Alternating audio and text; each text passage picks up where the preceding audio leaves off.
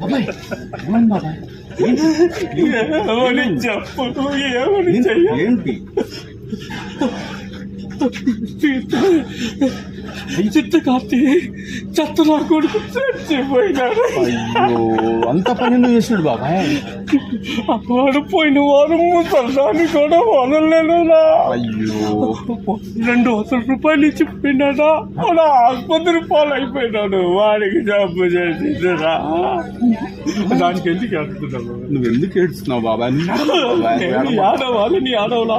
వాడు చచ్చిపోయేటప్పుడు ఈ 5 రూపాయలు ఇచ్చాడు.